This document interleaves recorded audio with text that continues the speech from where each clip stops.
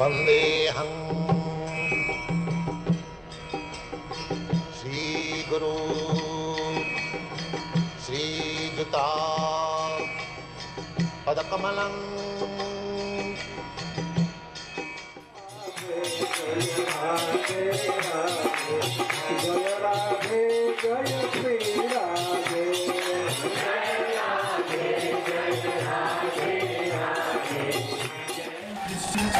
हे गिरधारी हे नटनागर कुंज बिहारी कृष्ण कन्हैया हे गिरधारी कुंज नागर कुंज बिहारी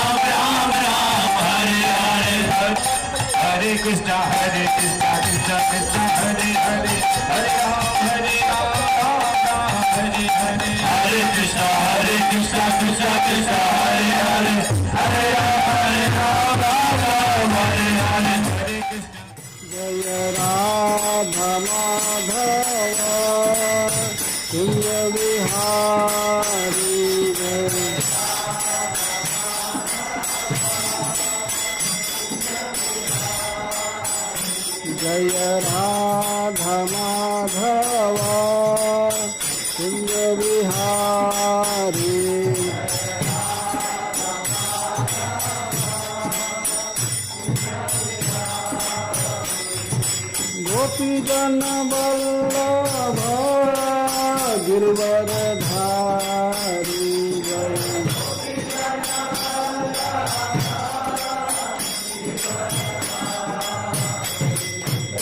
यशोदानंदन ब्रज जनरंजन यशोदानंदन यमुना तीरा वनचारी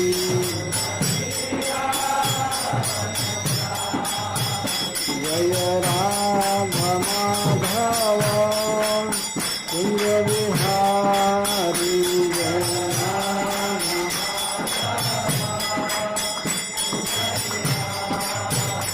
ओम विष्णुपाद परमहंस परिव्राजकाचार्य स्तोत्र सत श्री श्री श्रीमद् अभय चरणारविंद भक्ति वेदांत स्वामी श्रील प्रभुपाद की जय। अनंत कोटि वैष्णव वृंद की जय। नामाचार्य श्री हरिदास ठाकुर की जय। प्रेम से कहो श्री कृष्ण चैतन्य प्रभु नित्यानंद श्री अद्वैत गदाधर शिवासादि गौर भक्त वृंद की जय। श्री श्री राधा कृष्ण गोप गोपीनाथ श्याम कुंड राधा कुंड गिरि गोवर्धन की जय। श्री वृंदावन धाम की जय। श्री मायापुर नवद्वीप धाम की जय। श्री जगन्नाथपुरी धाम की जय। श्री जगन्नाथ बलदेव सुभद्रा की जय। गंगा माई की जय। जमुना माई की जय। भक्ति देवी की जय। तुलसी महारानी की जय। ग्रंथराज श्रीमद् भागवतम की जय। श्री श्री राधा रानी की जय। गौर Premanandi. All glories to the Assembled devotees. All glories to the Assembled devotees. All glories to the Assembled devotees. जय श्री ओम विष्णुपादाय कृष्ण प्रेष्ठाय भूतले श्रीमते भक्ति वेदांत स्वामी इति नामिने नमस्ते सारस्वतदेवे गौरवाणी प्रचारिणे निर्विशेष शून्यवादी पाश्चात्यदेशतारिणे नमो महावदान्याय कृष्ण प्रेम प्रदायते कृष्णाय कृष्ण चैतन्य नाम्ने गौरत्विषे नमः। तप्त कांचन गौरांगी श्री राधे वृंदावनेश्वरी भानुसुते देवी प्रणमामि हरिप्रिये। हे कृष्ण करुणा सिंधो दीनबंधो जगत्पते गोपेश गोपिका कांत श्री राधा कांत नमोस्तुते। श्री चैतन्य मनोभीष्टं स्थापितं येन भूतले सोऽयं रूपः कदा मह्यं ददाति स्वपदान्तिकम्। वाञ्छाकल्पतरुभ्यश्च कृपा सिन्धुभ्य एव च पतितानां पावनेभ्यो वैष्णवेभ्यो नमो नमः। जय श्री कृष्ण चैतन्य प्रभु नित्यानंद श्री अद्वैत गदाधर शिवासादि गौर भक्तवृंद। हरे कृष्णा कृष्ण कृष्ण हरे हरे हरे राम राम राम हरे हरे। ओम नमो भगवते वासुदेवाय।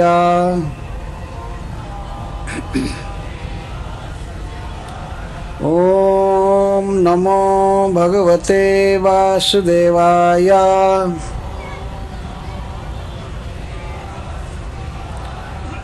ओम नमो भगवते वासुदेवाय।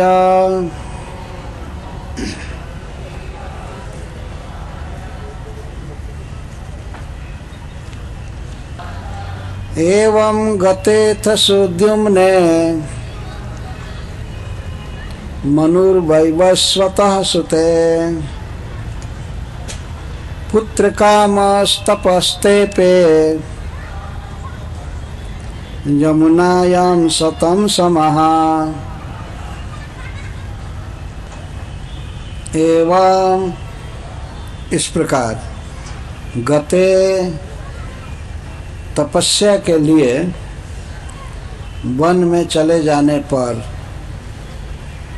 अथ अब सुद्युम्न के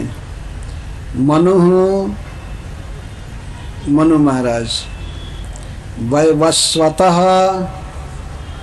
विवस्वत के पुत्र सुते पुत्र के चले जाने पर पुत्र कामः पुत्र प्राप्त करने की कामना से तपस्या तेपे किए यमुना जी के तट पर 100 समाह वर्ष तक।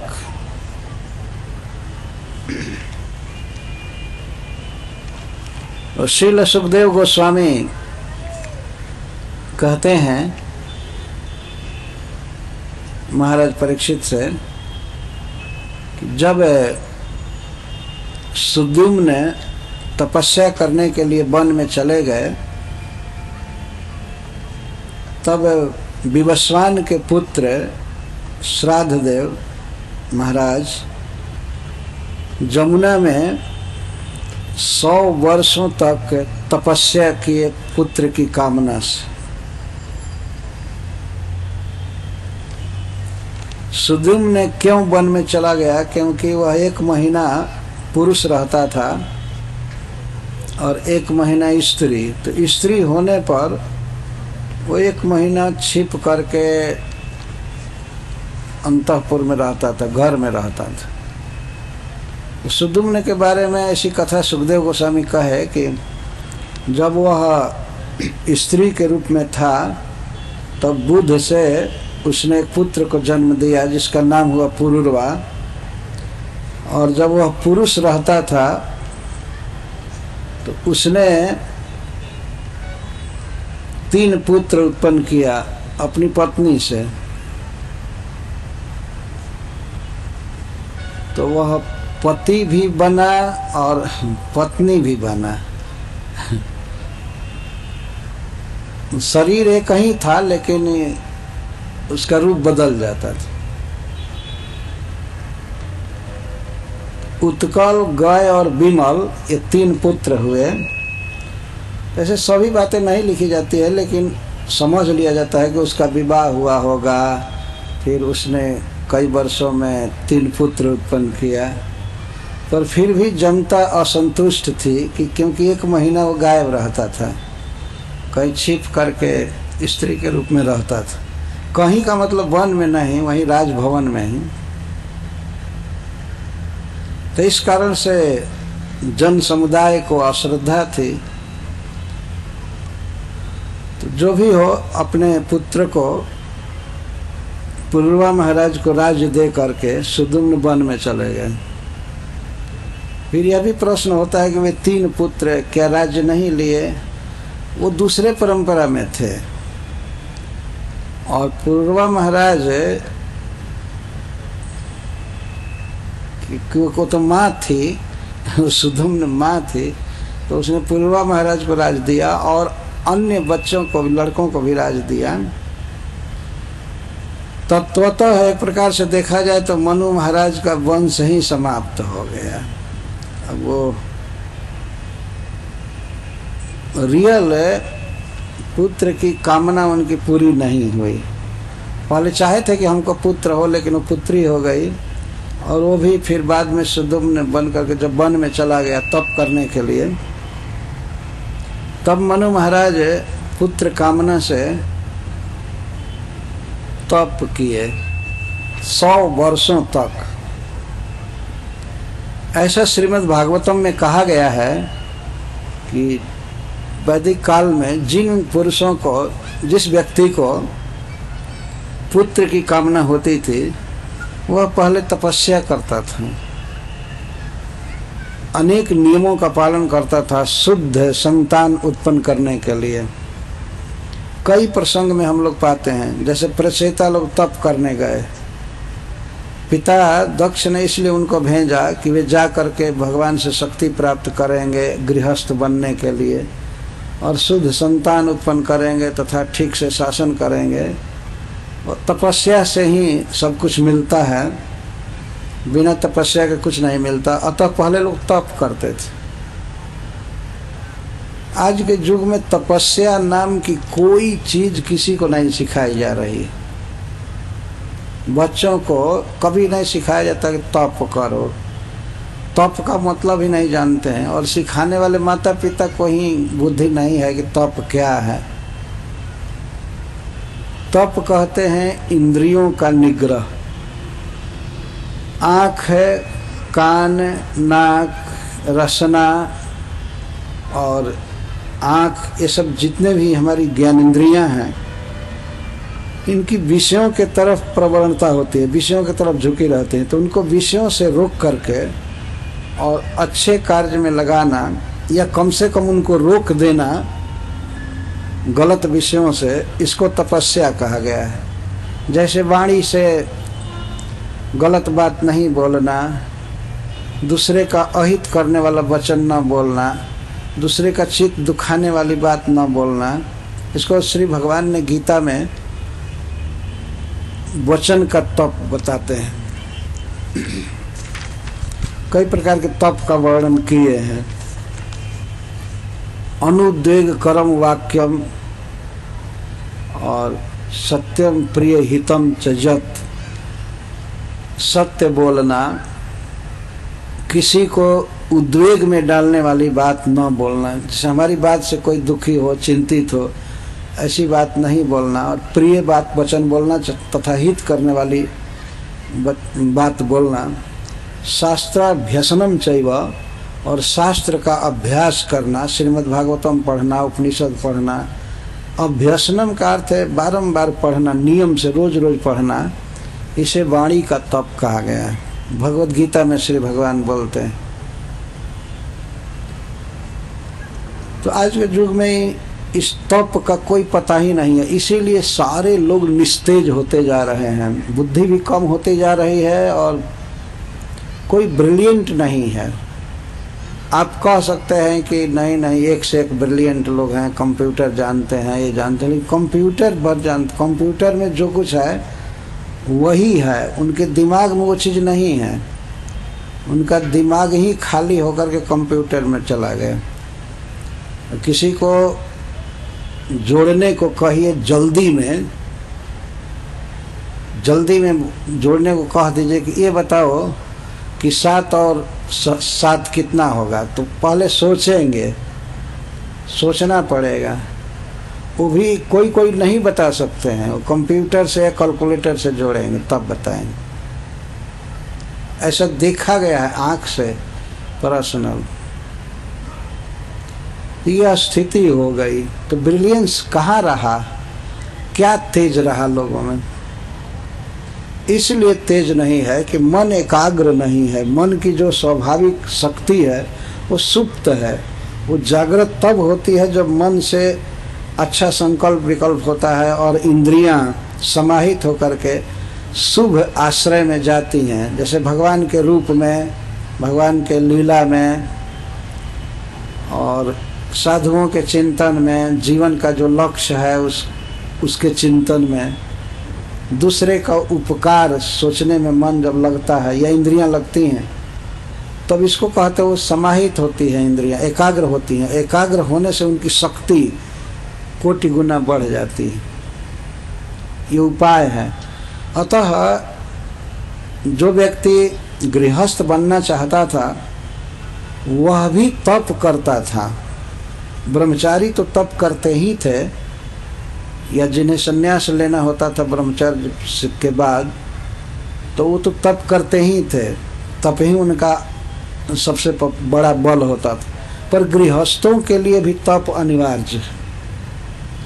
तो महाराज मनु तप किए। पुत्र कामस तपस्ते पे, पुत्र काम हो करके, पुत्र की लालसा वाला हो करके तपस्ते पे तप किए।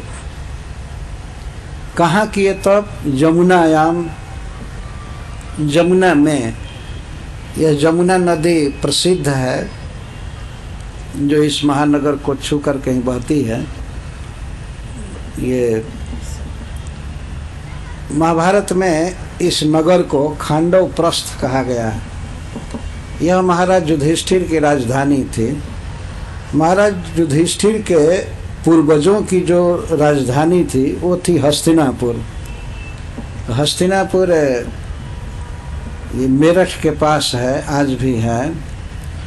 और भारत के प्रथम प्रधानमंत्री पंडित जवाहरलाल नेहरू हस्तिनापुर को विकसित करना चाहते थे, उनका प्लान था, परंतु किसी कारण से वो विकसित नहीं हो सका। तो हस्तिनापुर वहाँ था, पुरुवंश की वो राजधानी।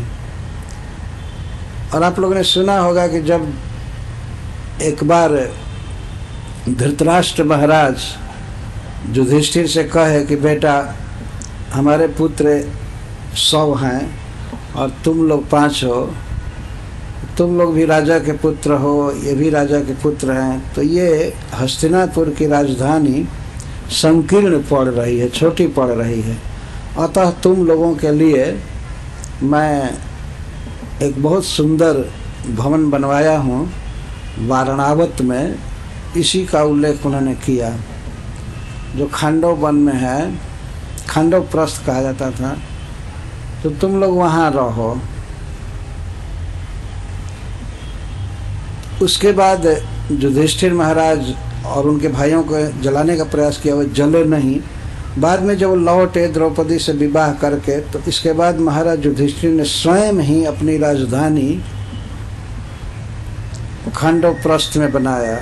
और चूंकि यह इंद्र का बहुत प्रिय स्थान है, इसलिए इसे इंद्रप्रस्थ भी कहते हैं। इंद्रप्रस्थ, प्रस्थ का अर्थ होता है प्रकृष्ट रूप से स्थ, जहाँ इंद्र रहे हैं उसको इंद्रप्रस्थ कहते हैं। तो यह महाराज युधिष्ठिर की राजधानी है। हस्तिनापुर गंगा जी के तट पर है और इंद्रप्रस्थ जमुना जी के तट पर हैं। और यहीं से श्री जमुना जी फिर ब्रज क्षेत्र में जाती हैं। तो बहुत पवित्र नदी हैं।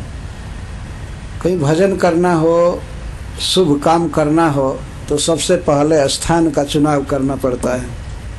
उचित स्थान जो हमें तपस्या में फल दे, हमारे तपस्या को सार्थक करे, हमारे यज्ञ को, हमारे भजन को सार्थक करे, तो स्थान देखा जाता है। जैसे कोई व्यक्ति कोई कारखाना खोलना चाहता है तो वो देखता है कि यहाँ हमको कच्चा माल ठीक से मिलेगा, जल मिले, पानी मिलेगा, और यहाँ से तैयार माल को अच्छा से डिस्ट्रीब्यूट किया जा सकता है। वह स्थान देखेगा। ऐसा तो नहीं करेगा, उसे धान की खेती करनी है तो जा कर के राजस्थान में करेगा, ऐसा नहीं करेगा, वहाँ पानी की सुविधा नहीं है। तो जो व्यक्ति चाहता है जीवन में उत्कर्ष, सफलता, शुभ कर्मों के फल को अच्छी तरह से प्राप्त करना चाहता है, तो उसे सबसे पहले देश का चुनाव करना होता है। ऐसे शास्त्रों में कहा गया है कि गंगा जी का तट और जमुना का तट सबसे पवित्र क्षेत्र है, शुभ कर्मों का फल देने वाला, हजारों गुना फल देता है। चलमन गंगा जमुना तीर। मनु महाराज जमुना जी के तट पर तपस्या करने का निश्चय किए और काल कितना दिन तप किए? 100 वर्ष तक। शतम समाह, समाह का अर्थ है वर्ष, और शतम 100, 100 वर्ष तप किए। ये सब केवल कथा मात्र नहीं है, यह सत्य है और प्रत्येक व्यक्ति को जीवन में कुछ दिशा निर्देश करता है। श्रीमद् भागवतम ऐसी कथा नहीं है कि बस केवल कहानी मानकर सुना जाए और ऐसे रहा जाए। इसमें जीवन के लिए प्रेरणा है।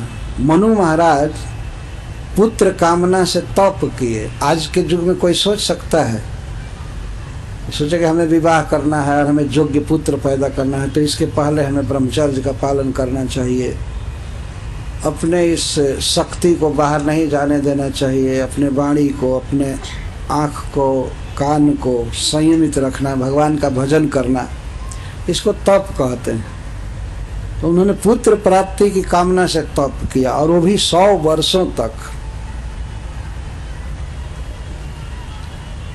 आज के युग में मनुष्य को इन सब बातों से सीखना चाहिए। तप करना है, तप हमारे जीवन का अभिन्न अंग होना चाहिए। जैसे हम खाते हैं, पीते हैं, सांस लेते हैं, वैसे तप करना मतलब इंद्रियों को भगवान की सेवा में लगाना, भगवान का नाम जप करना, भगवान का दर्शन करना, उनकी कथा सुनना, उन्हें प्रणाम करना, एकादशी का उपवास करना, ये सब सीखना चाहिए है तप। श्रील प्रभुपाद जी कहते थे कि 4 नियम का पालन आज के युग में यही बहुत भारी तप है। नो मीट ईटिंग, मांस वास्तव में न खाए कोई व्यक्ति जो लंपट बदमाश आदमी है, मांस न खाए तो माना जाएगा कि वो तपस्वी है। इतना स्टैंडर्ड गिर गया है, क्या किया जाएगा। पर वो भी नहीं करते, मांस खाते ही जाते। मांस नहीं खाना एक तप है।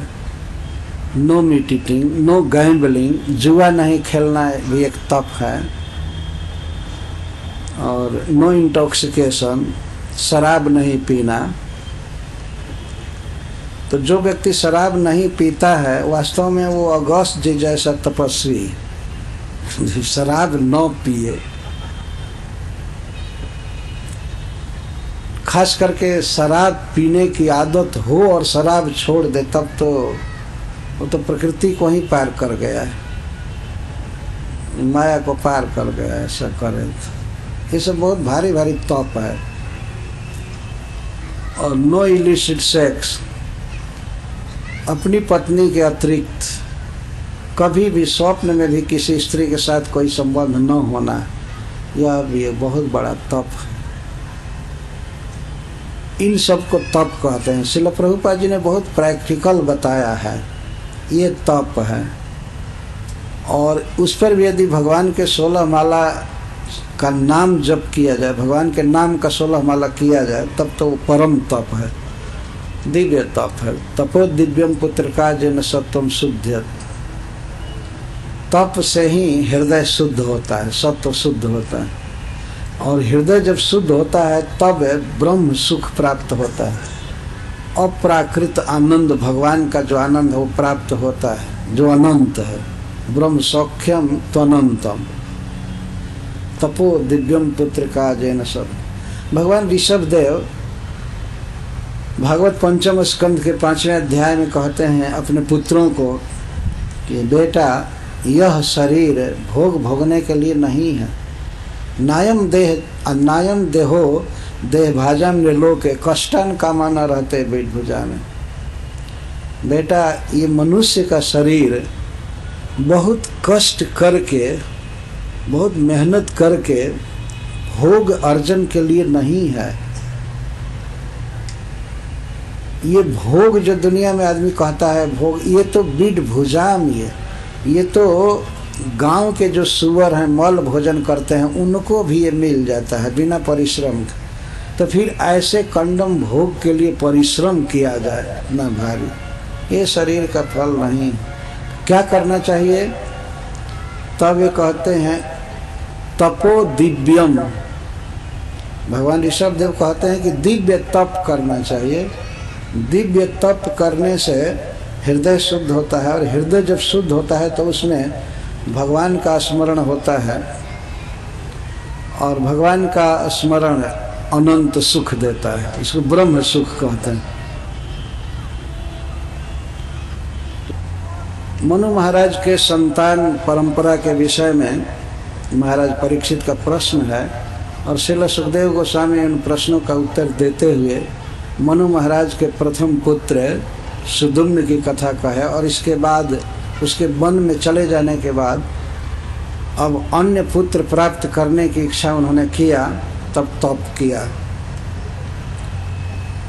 तप करने के बाद फिर वे अपने घर लौटे, और वहाँ आकर के उन्होंने भगवान का पूजन किया। श्रील सुखदेव गोस्वामी इसको कहते हैं ततो यजन मनुर्देवम अपत्यार्थम हरिम प्रभुम इक्ष्वाकु पूर्वजान पुत्रान लेभे स्वसदृशान 10।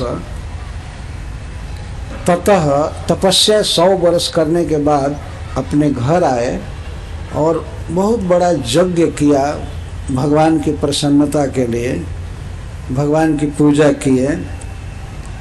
अपत्यार्थम, अपत्य प्राप्ति के लिए, अर्थात पुत्र प्राप्ति के लिए। किसकी आराधना किए? हरिम प्रभुम, जो पुत्र देने में या किसी भी विषय में समर्थ हैं, ऐसे भगवान विष्णु का पूजन किया, पूजा किया, तपस्या किया। और तपस्या के बाद भगवान की पूजा किया, तो भगवान की पूजा के प्रभाव से उन्हें 10 पुत्र प्राप्त हुए, स्वसदृशान, जो मनु महाराज के समान ही थे, सुंदर थे, विद्वान थे, सब तरह से। तो 10 पुत्र प्राप्त किए, जिनमें इक्ष्वाकु पूर्वज थे, सबसे पहले जन्म लिए। इक्ष्वाकु पूर्वजान पुत्रान लेभे स्वसदृशान 10 पुत्र प्राप्त किए। सब मनु महाराज के समान ही सुंदर, स्वस्थ, सुशील थे। 10 में ऐसा नहीं था कि किसी को पोलियो हो गया हो, किसी को कुछ हो गया, नहीं। आजकल तो एक ही पुत्र, 2 ही पुत्र होता है, उसमें भी कोई न कोई रोग रहता है। क्योंकि विवाह के पहले पुरुष या स्त्री नियमों का पालन करते नहीं। शुद्ध स्वस्थ संतान के लिए तपस्या जरूरी है, भगवान की भक्ति जरूरी है। तो 10 पुत्र प्राप्त किए, जिनके नाम पहले बताए गए हैं। इक्ष्वाकु नृगसर्याति दिष्ट धृष्ट करुषकान नरिष्यंतम त्रिशद्रम च नभगम च कविम विभु। ये 10 पुत्रों के नाम है। इक्ष्वाकु, नृग, सर्याति, दिष्ट, धृष्ट, करुष, नरिष्यंत, पृषद्र, नभग और कवि, ये 10 पुत्र हुए। तो इसमें से इस अध्याय में 7 पुत्रों के विषय में प्रवचन कर रहे हैं सुखदेव गोस्वामी महाराज। मनु के 7 पुत्र को क्या क्या पुत्र प्राप्त हुए, कौन कौन नाम हुआ। तो सबसे पहले पृषद्र से चालू कर रहे हैं। पृषद्र, पृषद्र मनु महाराज के ये पुत्र हुए। पृषद्रस्तु मनोपुत्र गोपालो गुरुणाकृत। गुरु वशिष्ठ देव ने मनु महाराज के पृषद्र नामक पुत्र को गोपाल बनाया। है क्षत्रिय लेकिन इनको गोपाल बनाया। गोपाल का अर्थ तो गाय का पालन करने वाला, या ये कहिए कि गौ विभाग, काउ प्रोटेक्शन का मंत्री बनाया। ये ऐसे के गोपाल, गायों का पालन करना बहुत बड़ा काम है वास्तव में। तो मनु महाराज के इस पुत्र पृषद्र को गुरु जी ने, वशिष्ठ जी ने गोपाल बनाया। वो देख ले इसकी योग्यता कि यह गायों की रक्षा अच्छी तरह से करेगा। और राजा का पुत्र होते हुए भी पृषद्र रात भर जग सोते नहीं थे। पहले ऐसी दशा रहती थी कि गौओं के लिए पूरा महल नहीं बनाया जाता था, ये उनके लिए उपयुक्त नहीं है। वे वन में चरने जाती थी और आती थी, खिड़क में रहती थी। खिड़क को ही चारों तरफ से घेर दिया जाता था। गौओं को अच्छा लगता है हवा लगना, शुद्ध हवा लगना, पानी शुद्ध मिलना। तो ऐसे जगह पर गौएं रखी जाती थी जिसको ब्रज कहा जाता था अथवा गोष्ठ कहा जाता था, गौशाला। तो पृषद्र रात भर सोते नहीं थे। गौओं के रक्षा की उन पर जिम्मेवारी थी। रक्षा से तात्पर्य है कि हिंसक जीव जैसे बाघ, सिंह आदि इनको न खा जाए। पहले बाघ सिंह भरे रहते थे जंगल में और उनकी भी रक्षा की जाती थी। कोई व्यर्थ उनका वध नहीं कर सकता था। आज के युग में लोगों को चिंता होने लगी है कि कुछ काल के बाद ये सब स्पेसी जोनियां नहीं रह पाएंगी। जिस तरह से लोग हनन कर रहे हैं पशुओं का, पक्षियों का, तो ये अनुमान किया जाता है कि कुछ काल के बाद ये योनियां समाप्त हो जाएंगी। कई ऐसे पक्षियों की योनियां हैं वो खत्म हो गई, देखने को नहीं मिलती। जैसे पहले हम लोग देखते थे गिद्ध आकाश में उड़ते थे और जहाँ तहाँ बैठते थे बड़े बड़े पेड़ों पर और मरे हुए पशु को खाते थे, मांस खाते थे। लेकिन अब ये दुष्ट आदमी जीवित ही पशुओं को काट करके खा जा रहे हैं, तो गिद्धों के लिए कोई आहार नहीं बचा। बेचारे देश छोड़ ही दिए, दिखाई नहीं पड़ते। ऐसा हमने कई गांव में देखा कि गिद्ध का पता नहीं। अब उनका पेट जलता है, उन्हें भोजन नहीं मिलता। उनका भोजन तो ये सब कसाई खा रहे हैं। इन मनुष्य के आकार में मांस खाने वाले ये खा रहे हैं, उनको मांस मिलता नहीं। पशुओं को काट काट करके सारी दुनिया में सप्लाई करो, कंटेनरों में भर भर करके ये व्यापार चल रहा है।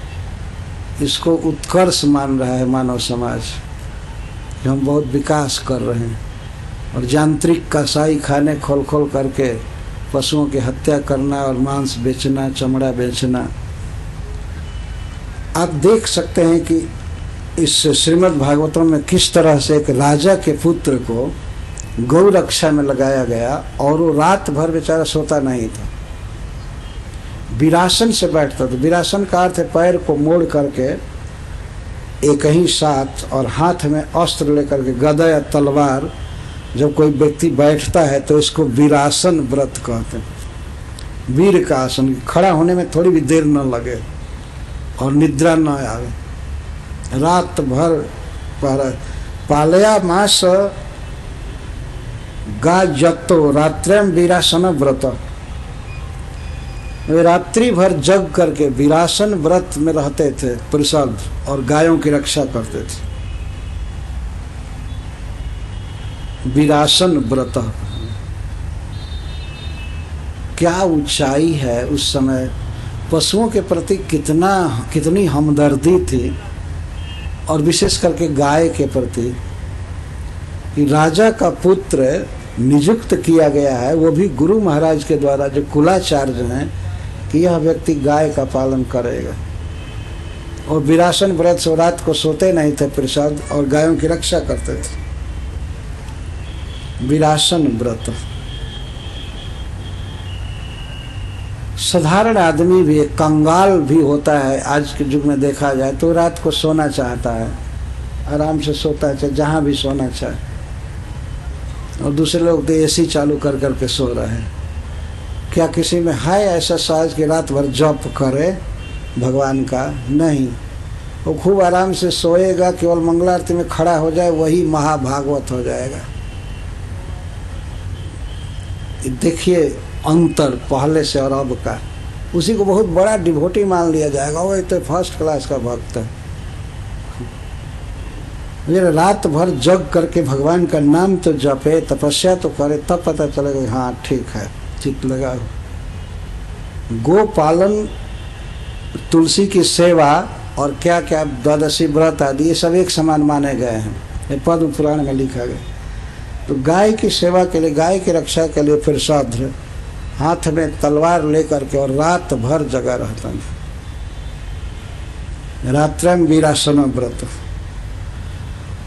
यह शिक्षा दी जा रही है वास्तव में, इस तरह से गाय की रक्षा होनी चाहिए। आज के युग में जिस प्रकार से पशुओं की हानि होती जा रही है और वृक्षों की, यह देख करके निश्चित कहा जा सकता है कि मनुष्य पर एक दिन अद्भुत विपत्ति आएगी। उसे भोजन नहीं मिलेगा, पानी नहीं मिलेगा पीने को। अभी कुछ साइंटिस्ट अनाउंस करने लगे कि इतने काल के बाद मनुष्यों को पीने का पानी नहीं मिलेगा और भोजन भी नहीं मिलेगा। अभी मैं पढ़ रहा था अखबार में, कल फ्लाइट में बैठे बैठे वो एक अखबार आ गया तो देखने लगा। इसमें लिखा था कितना बिलियन लोग तो अन्न के बिना मर जाएंगे, और फिर पानी का अभाव होगा, ये होगा, फिर बाढ़, क्या क्या सूखा, उसमें सब लिखा हुआ है। तो ये स्वाभाविक ही है होना। मानव जो कुकृत्य कर रहा है, पाप कर रहा है, तो उसका फल तो भोगना पड़ेगा। जैसी करनी वैसा फल, आज नहीं तो निश्चय कल। आज हम पाप कर रहे हैं तो हमारे संतान पर वो आकर के ही रहेगा, आकर के रहेगा, उसको हटाया नहीं जा सकता। कोई कहे कि हम पशु की हत्या नहीं कर रहे हैं, लेकिन कर रहे हैं। किस तरह से? यदि आप किसी पशु की हत्या की करके बनाए गए जूता को आप पहन रहे हैं तो आपका शेयर है उस पाप में। कुछ पापी ऐसे हैं जो मनुष्य के आकार में है लेकिन पशुओं का चमड़ा पहनते हैं, कोट लगाते हैं अपने को गर्म रखने के लिए। जाड़े के दिन में शर्म नहीं आती, मनुष्य बना हुआ है तो पशु का चाम पहन रहा है, और वो भी मरे काटे हुए, कसाई खाना में काटे हुए पशु का चमड़ा पहन रहा है। क्या वो जो पशु की हत्या कर रहा है वो हत्या वो व्यक्ति नहीं कर रहा है जो कोट पहन रहा है? वो भी पाप। पशुघातम केशव धृत बुध शरीर जय जगदीश हरे, जय जगदीश। निंदसी यज्ञ विधे, जो यज्ञ की विधि शास्त्रों में दी गई है। शास्त्र में पशु हत्या का विधान है, लेकिन यज्ञ में जिस पशु की हत्या की जाती थी उसको फिर ऋषि लोग मनुष्य बना देते थे। पशु का शरीर हवन करके उसे मनुष्य का शरीर मिलता था, लेकिन वो शक्ति नहीं थी, फिर भी लोग पशुओं की हत्या कर रहे थे केवल जीभ को संतुष्ट करने के लिए। सदैव हृदय दर्शित पशुघातम, इन भगवान का हृदय द्रवित हो गया है देखकर। तब उन्होंने आकर के वेद की अथॉरिटी को ही रोक दिया। वेद के विषय में चुप रहे, उन्होंने साफ कहा कि हम ये नहीं मानते हैं कि किसी पशु की हत्या करना यह उचित है। तो उनके सामने बड़े बड़े विद्वान तर्क में हार गए, बड़े बड़े पंडित, और इस तरह भगवान बुद्ध ने पशु हत्या पर अंकुश लगा दिए, रुक गई हत्या। पर आज आश्चर्य की बात है कि अपने को बौद्ध कहने वाले लोग भी मांस खाते हैं।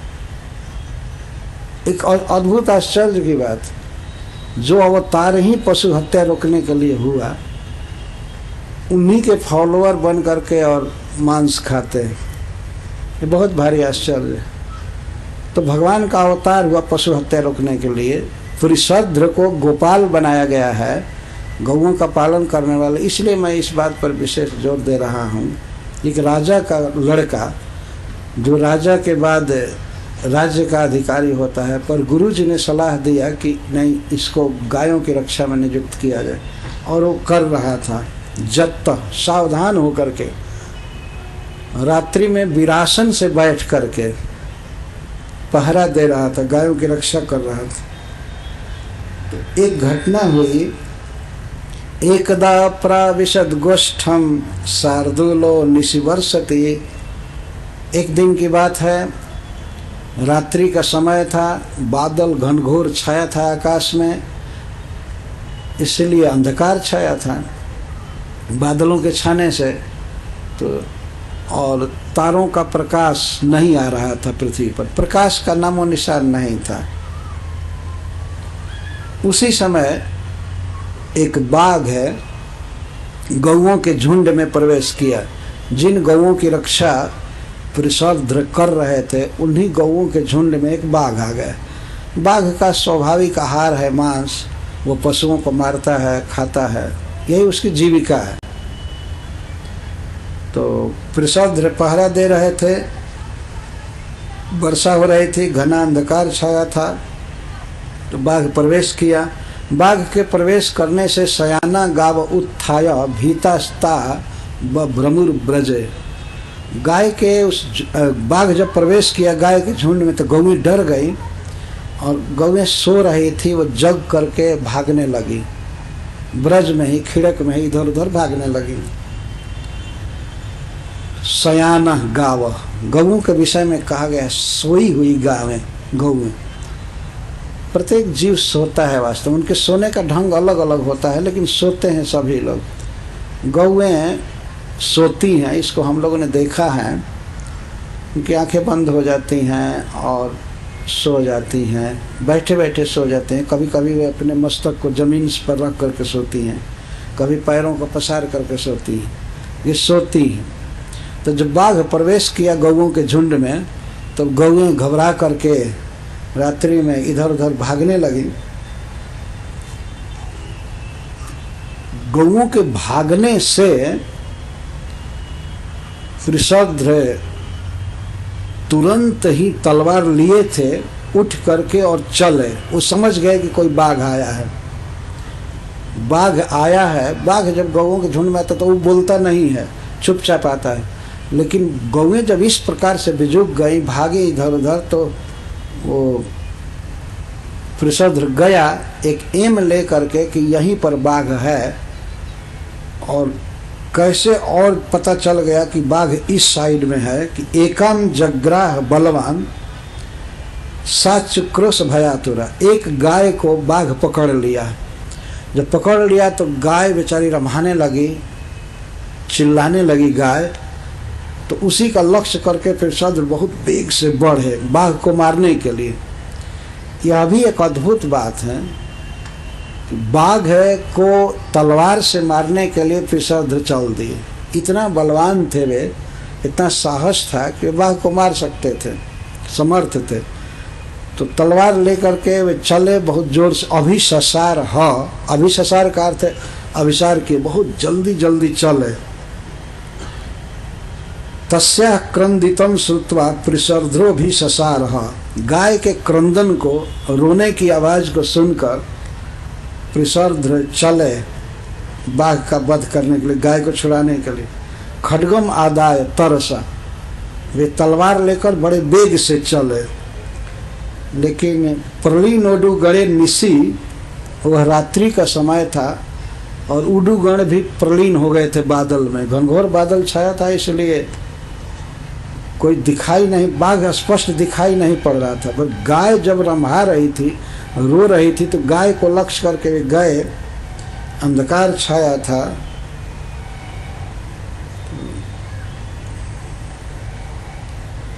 अजानन अहन बभरो सिर शार्दूल संकया।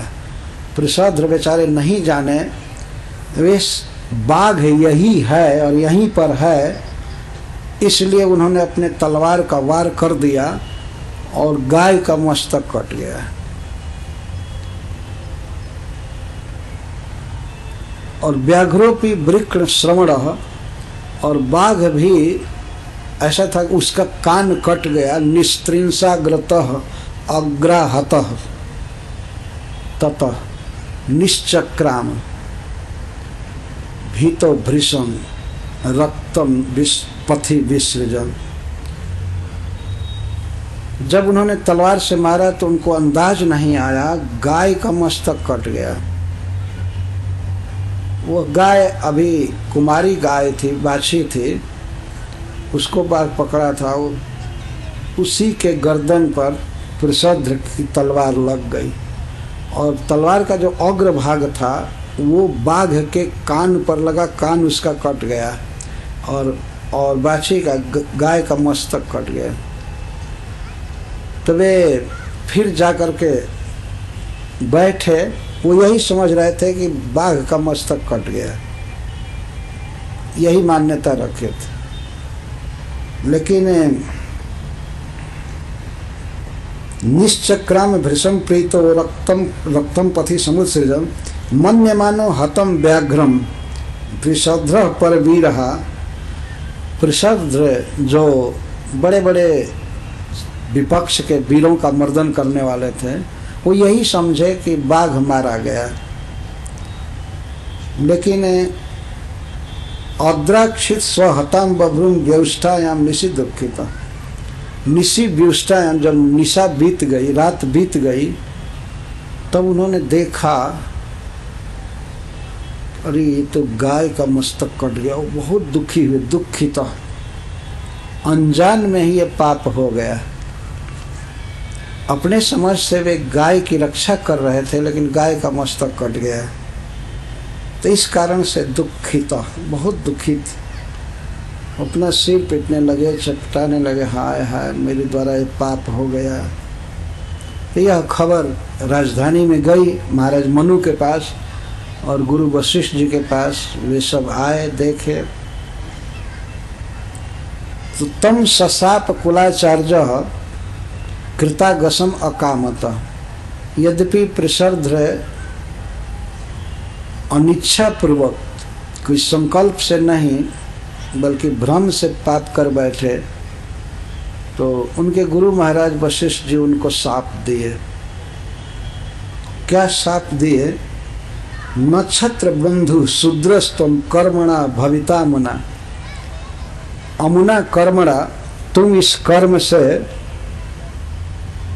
शूद्र हो, यहाँ तक कि तुम क्षत्रियाधम भी नहीं हो। नक्षत्र बंधु, तुम्हें यह भी नहीं कहा जाएगा कि तुम एक अधम क्षत्रिय हो, नहीं नहीं, तुम क्षत्रिय नहीं हो। तुम इस कर्म से, अपने ही कर्म से तुम शूद्र हो गए। यह व्यवस्था थी उसमें समाज में, और गुरु महाराज ने जो कुछ भी किया बिल्कुल उचित किया। यह ऐसी बात नहीं थी केवल पुरुषार्थ को दंड दिया जा रहा है, भावी समाज को यह शिक्षा दी जा रही है कि भूल करके भी गौवध नहीं होना चाहिए, भूल से भी वध करना पाप है। अब आज जरा विचार कीजिए कि जो इस तरह से योजना बना करके और कई तरह से सरकारी सहायता प्राप्त करके पशुओं की इतनी बड़ी हिंसा की जा रही है, यह कितना बड़ा घोर पाप है। और फिर भी मनुष्य सोचता है हम सुखी होंगे, हम सुखी होंगे। अब इस पंचवर्षीय योजना में इतना विकास हुआ, इतना विकास हुआ, अरे सब हेल जाओगे नरक में, और जीवित ही इतना दुख मिलेगा जिसको कोई आर पार नहीं होगा। प्रत्येक व्यक्ति लगा हुआ है कि दुख चला जाए, दुख चला जाए, लेकिन दुख जाएगा नहीं। इस प्रकार का पाप करने से, जहाँ योजना बना करके विधिवत पशुओं की हत्या की जाती है और मांस की सप्लाई की जाती है, खाया पिया जा रहा है, पकाया जा रहा है, वहाँ क्या सुख की आशा की जा सकती? भूल में गौ की रक्षा करने में जब पुरुषार्थ से ये पाप हो गया, फिर भी वशिष्ठ महाराज ने उनको कहा कि तुम शूद्र हो गए, मतलब क्षत्रिय जैसा तुम्हारे साथ व्यवहार नहीं किया जाएगा। यद्यपि गुरु वशिष्ठ देव त्रिकालदर्शी महात्मा थे, वे सब जानते थे इसने जानबूझ करके पाप नहीं किया है, फिर भी यह दंड आवश्यक था। इसको समझदार आदमी समझ सकते हैं कि में दंड दिया गया, दंड जरूरी था अन्यों को सावधान करने के लिए। आजकल जैसे देखा जाता है कोई व्यक्ति महापापी है, हजारों लोगों का वध किया है, वध करने की चेष्टा किया है, फिर भी उसके जीवन की रक्षा होनी चाहिए। देखिए तो आगे दूसरे लोग पाप करने के लिए फ्री हो जाएंगे और दूसरों का वध करने के लिए। तो ये दंड विधान जो है यह बिल्कुल शास्त्रीय चाहिए, दंड होना ही चाहिए, क्योंकि जनता को सुरक्षित रखना है, सबको ठीक से सुकर्म के पथ पर चलाना है, क्या आवश्यक है। निर्दोष सर्वथा निर्दोष पुरुषार्थ को दंड दिया गया, उसे क्षत्रिय से ठीक क्षत्रिय, तो यह बहुत बड़ा दंड है। और गुरु वशिष्ठ जी अभी जानते थे कि यह लड़का वास्तव में बहुत महान व्यक्ति है और भविष्य भी देख लिए कि यह भगवान कृष्ण का परम भक्त है और आगे भी होगा, इसलिए भी उन्होंने दंड दिया। अन्यथा यह लड़का यदि राजकाज में फंस जाएगा तो भगवान को प्राप्त नहीं कर पाएगा। उन्होंने यह भी देख लिया, इसलिए यह दंड दिया।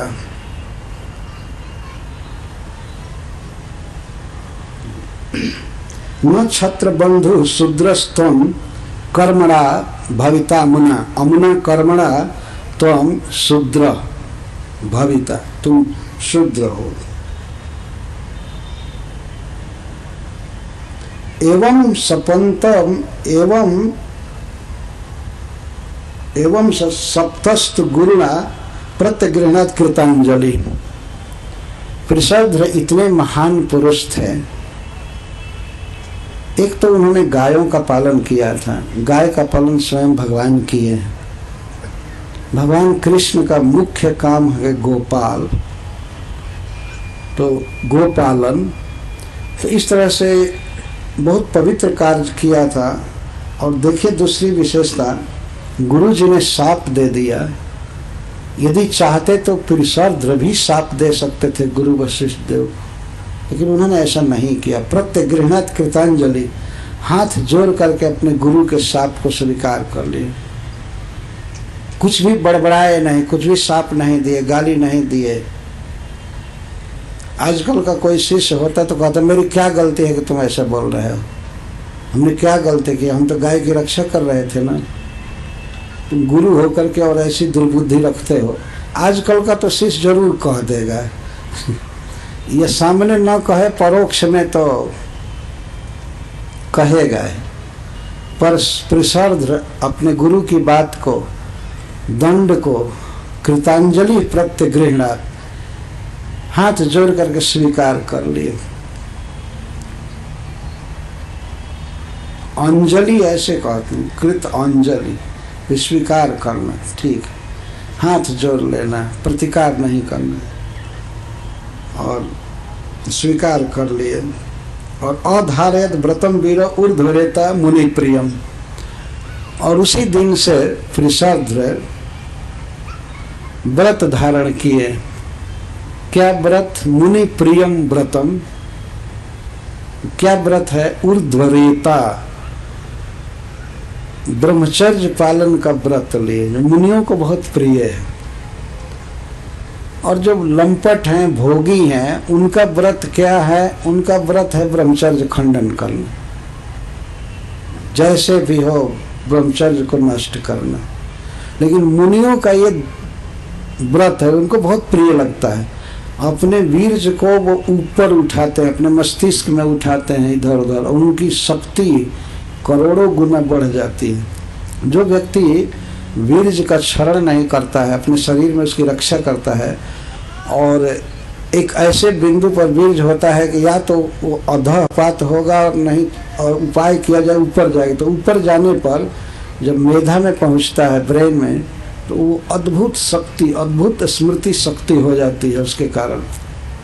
तो पुरुषार्थ ऊर्ध्वरेता बने, बीर्ज को उन्होंने ऊपर रखने का व्रत लिया, ब्रह्मचर्य का पालन किया। अधारयत व्रतम, धारण किया।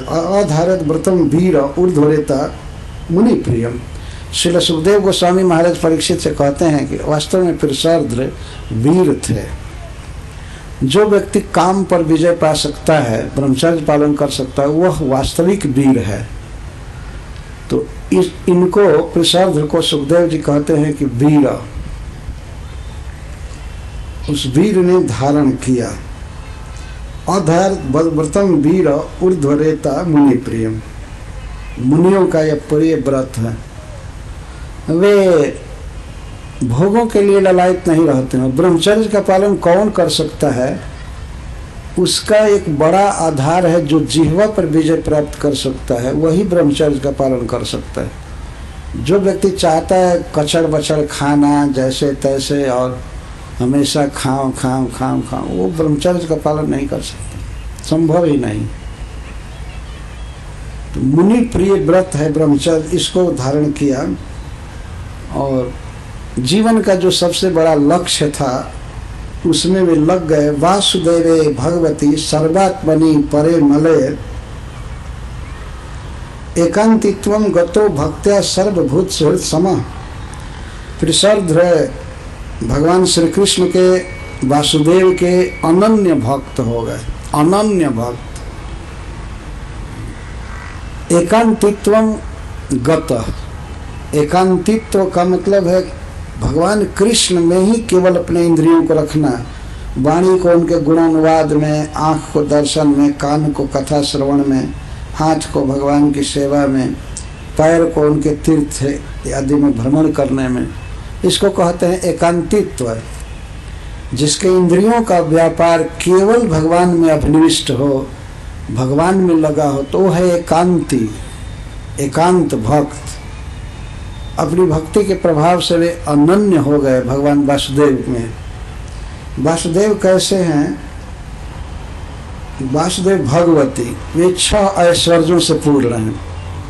वसुदेव जी के पुत्र भगवान श्री कृष्ण 6 ऐश्वर्यों से परिपूर्ण हैं, अथवा सबको जन्म देने वाले, सबको पालन करने वाले भगवान विष्णु 6 ऐश्वर्यों से परिपूर्ण हैं। सर्वात्मनि, और सबके आत्मा है, विश्वात्मा है, सबके हृदय में रहते हैं। परे अमल है, वे प्रकृति से पार हैं और अमल हैं, माया का कभी भी उन पर कुछ भी प्रभाव नहीं हो सकता है, अमल। तो ऐसे प्रभु में पुरुषार्थ एकांतित्व को प्राप्त हुए, अर्थात अनन्य भक्त हो गए, अनन्य प्रेमी हो गए भगवान के। तो उनके कुछ गुण सुखदेव गोस्वामी बता रहे हैं। क्या क्या गुण थे? सर्वभूत सुहृत, समस्त जीवों के अकारण हितैषी। 84 लाख योनियों में जीव हैं, तो पुरुषार्थ सभी जीवों के हितैषी थे, सबका हित चाहते थे। पशु पक्षी, मनुष्य, देवता, दैत, कीट पतंग जो भी हैं, सबके हृदय में भगवान को देखते थे और सबका प्रिय करना चाहते थे। इसको सर्वभूत सुहृद कहते। भगवान ने भगवत गीता में अनेक बार ये बात कहा, बहुत जोर दिया है। जो उच्चतम साधक होता है, मेरा भक्त होता है, जोगी होता है, वो सभी के प्रति सम व्यवहार करता है। यहाँ तक कहते हैं शत्रु में और मित्र में, सुख में और दुख में, मान और अपमान में जो सम होता है वो मेरा प्रिय है। भगवान ऐसा बोलते, कई बार बोले हैं गीता में, यह स्टैंडर्ड है। तो पुरुषार्थ सर्वभूत सुहृद थे और सर्वभूत समः भी कहेंगे, दोनों साथ में लगा हुआ है, अथवा अलग से भी अर्थ करेंगे। सबके प्रति सम व्यवहार करते थे, विषमता नहीं। इस संसार में तो देखा जाता है कोई व्यक्ति अपने परिवार के प्रति, अपने दल के प्रति विशेष आसक्त रहता है और उनके गुणों को, अवगुणों को भी, दुर्गुणों को भी गुण समझता है और किसी और के प्रति शत्रु बुद्धि करता है, उसके लिए चिंतित नहीं होता है बल्कि उसका नुकसान चाहता है। इसको विषमता कहते हैं। अपने सुख दुख के समान सभी जीवों के सुख दुख को समझना, इसको समता कहा गया। तो पुरुषार्थ सम हो गए, यह मेरा शत्रु है, यह मेरा मित्र है, यह उपकारी है या अपकारी है, यह घाटा में डाल दिया या हमको लाभ दिया, इन सब भावनाओं से परे थे। सबका हित चाहते थे, सबकी मंगल कामना करते थे। सर्वे भवन्तु सुखिनः, सर्वे सन्तु निरामयाः, सर्वे भद्राणि पश्यन्तु, माँ कश्चित् दुर्भाग् भवेत्। इस प्रकार के विचार में वो बिल्कुल सिद्ध थे, भगवान कृष्ण की भक्ति में लगे थे, सदा जप किया करते थे, चिंतन किया करते थे भगवान का। हरे कृष्णा कृष्णा कृष्णा हरे हरे, हरे राम राम राम हरे हरे। और श्रील सुखदेव गोस्वामी उनके गुणों का और वर्णन कर रहे हैं। विमुक्त संगः शांतात्मा संयताक्षो परिग्रहः जदृक्षयोपपन्नेन कल्पयन् वृत्तिमात्मनः। प्रसाद विमुक्त संगः, सब प्रकार की आसक्ति से पूर्णतः मुक्त हो गए। विमुक्त संग, यह मनुष्य का स्वभाव हो जाता है माया में कि वह किसी स्थान से, किसी परिस्थिति से, किसी व्यक्ति से, किसी वस्तु से वो आसक्त होता है, उसको चाहता है और किसी किसी को नहीं चाहता है। लेकिन पुरुषार्थ इन भावनाओं से मुक्त हो गए। विमुक्त संग, किसी में आसक्त नहीं थे, राग द्वेष आदि से शून्य हो गए। उनका प्रेम केवल भगवान कृष्ण से था और किसी से नहीं कि यह व्यक्ति गुणवान है, इसे प्रेम करो, ये धनी है, इसके पीछे पड़ो और उसको दुत्कारो, ये करो, इन सब में नहीं थे। विमुक्त संग कहते, विमुक्त संग। और शांत आत्मा, आत्मा माने मन, शांत मन, प्रायः समाधि में रहते थे, भगवान कृष्ण के स्मरण में मग्न रहते थे।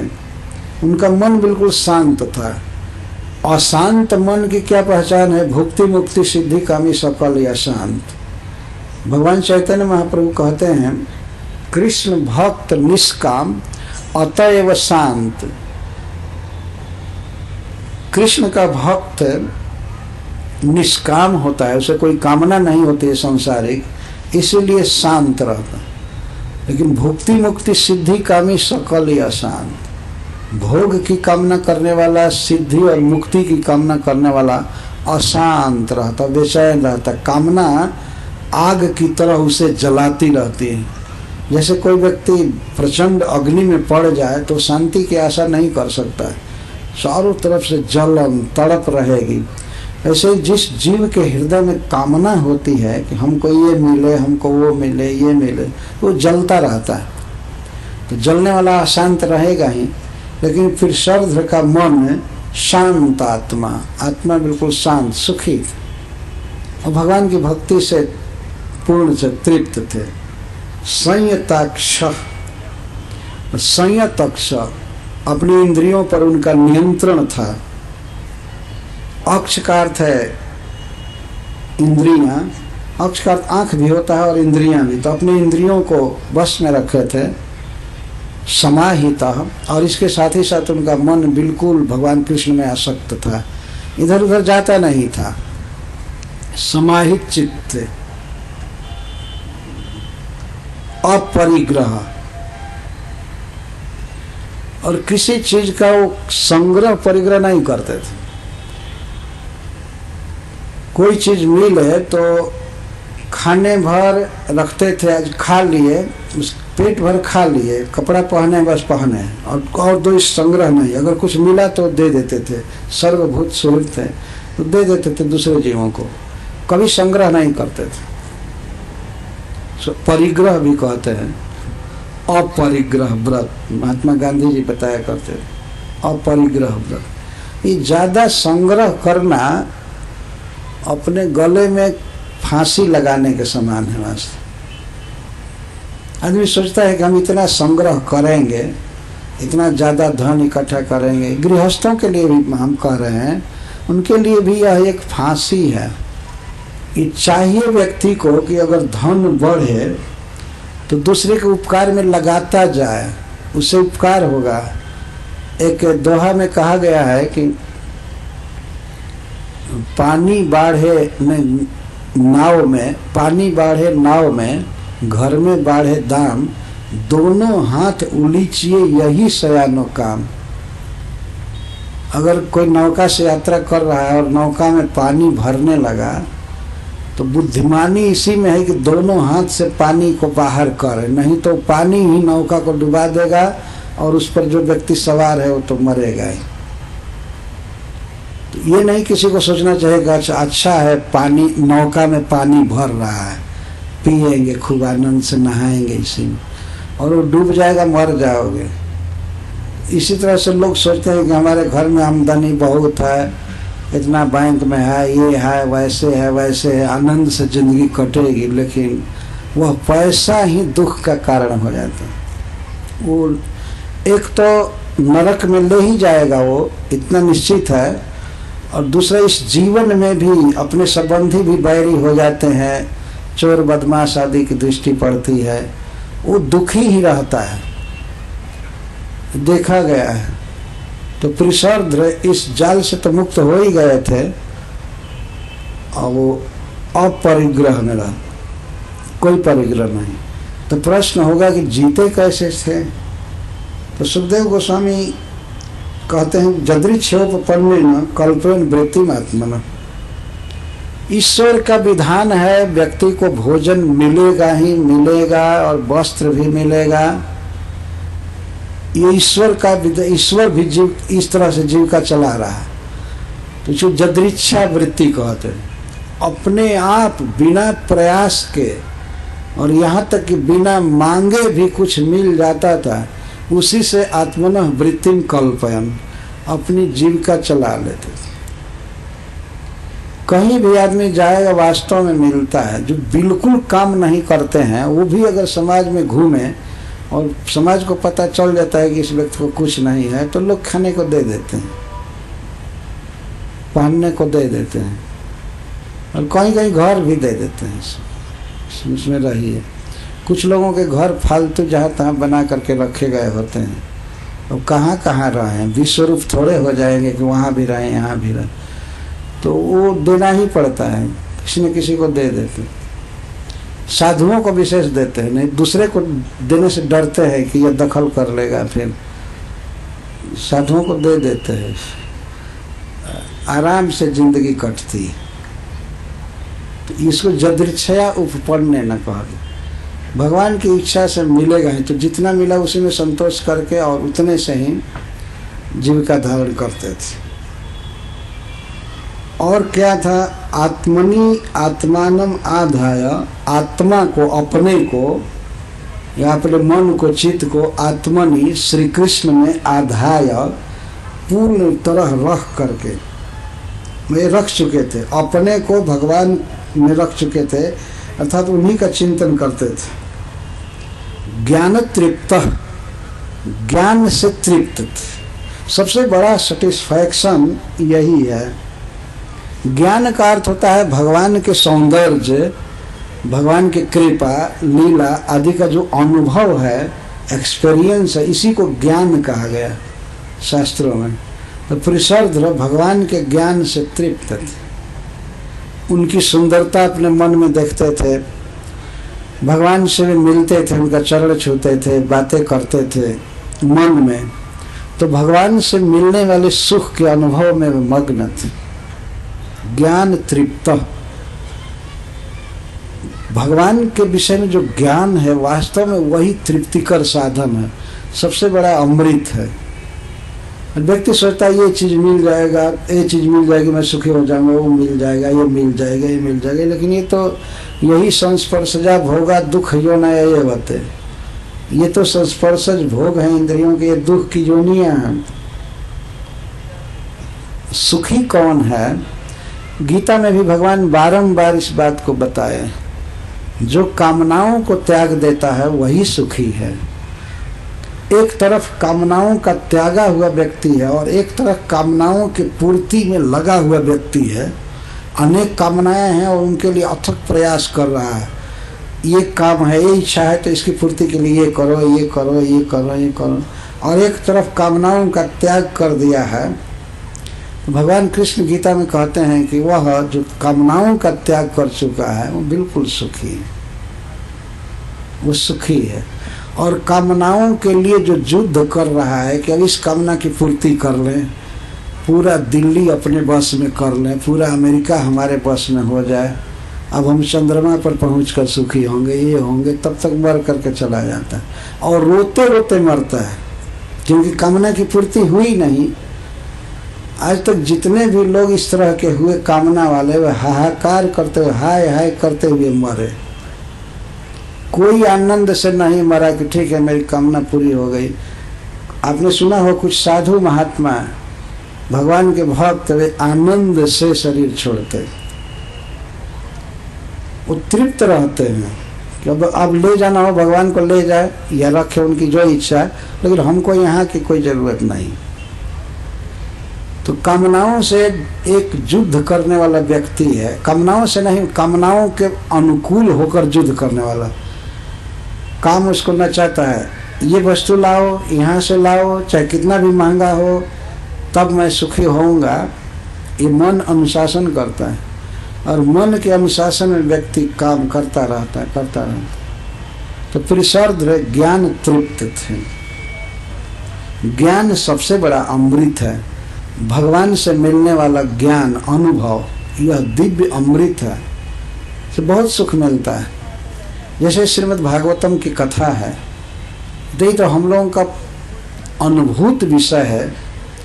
कभी कभी भगवान की लीलाएं सुन करके, ज्ञान की बात सुन करके ऐसा अनुभव होता है कि संसार में हम लोगों से बढ़ करके सुखी कोई नहीं, ऐसा अनुभव होता है। इसको कहते हैं ज्ञान तृप्त, भगवान से मिलने वाले अनुभव से सुखी होना। पुरुषार्थ इस तरह से थे। आत्मनि आत्मानम आधाय ज्ञान तृप्त समाहित विचचार महिमेतम जडांध बधिराकृति।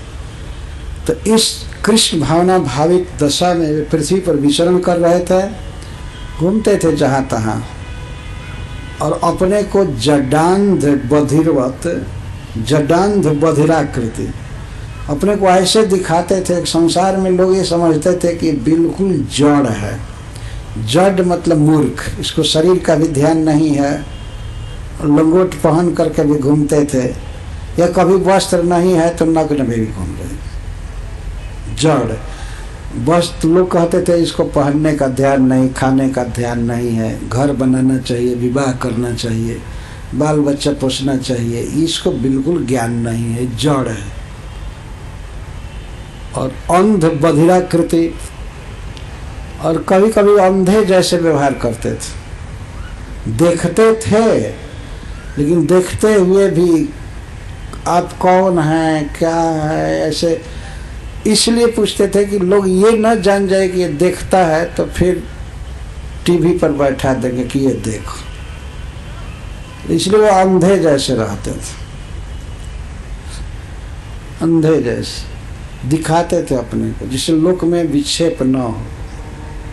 बधिराकृति, कोई पूछता था ए कहाँ से आ रहे हो, कहाँ जाना है, कुछ भी नहीं सुनते थे, सुनते हुए भी बहरा जैसा रहते थे। जानते हैं इसका एक बहुत बड़ा भय होता है। अगर काबिल बनेंगे, अगर किसी को पता लग जाता है कि ये राजा का लड़का है, तो लोग लाते अपने घर में, स्वागत करते हैं, ये करते हैं, वो करते हैं, कई तरह से। तो भगवान के भजन में बहुत भारी विक्षेप। इसलिए अपने को विरक्त आदमी को चाहिए कि अपने को समाज में कभी बहरा जैसा रख, कभी अंधा जैसा, कभी जड़ जैसा। अगर अपने को ज़्यादा काबिल दिखाएंगे तब तो दरबार में पकड़ कर जाएंगे। हमारे यहाँ कहावत है, नीक गीत गायब न दरबार धके जायब।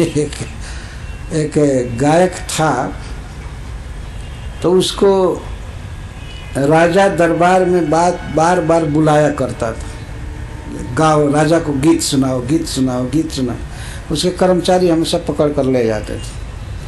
तो एक दूसरा व्यक्ति सोचा कि बाप रे बाप, ये अच्छा गीत गाता है, तो इसको राजा के कर्मचारी पकड़ कर हमेशा परेशान करते हैं, तो हम तो अच्छा गाएंगे ही नहीं, इसलिए मुझे राजा पकड़ कर नहीं ले जाएगा। तो कहावत का यह अर्थ है कि नीक गीत गाए, नीक माने अच्छा गीत नहीं गाऊंगा, अतः मैं राजा के दरबार में पकड़ कर नहीं जाऊंगा। यहाँ जो लोग अच्छा बनते हैं, अगर मान लीजिए प्रिसर्ध ये बताते कि मैं राजा का लड़का हूँ, मेरा नाम प्रिसर्ध है, ये है वो है, तो कोई भी व्यक्ति उसका विवाह कर देता है और फिर उसको धन आदि दे करके और फिर वही माया के पथ में फंसा दे। तो इस तरह से वे अपने को जड़ बधिराकृति दिखाते थे। इस तरह से जीवन धारण करते हुए भगवान के भक्ति के आनंद में विभोर रहते थे। एवं वृतो वनं गत्वा दृष्ट्वा दावाग्निमुत्थितं तेनोपयुक्त कर्म ब्रह्म प्राप्त परम मुनि। इसी दशा में एक बार वे वन में गए प्रिसर्ध, और भगवान के भक्ति से पूर्ण मनोरथ हो चुके थे, कामनाएं पूरी थी उनकी, भगवान के परम अनन्य भक्त थे।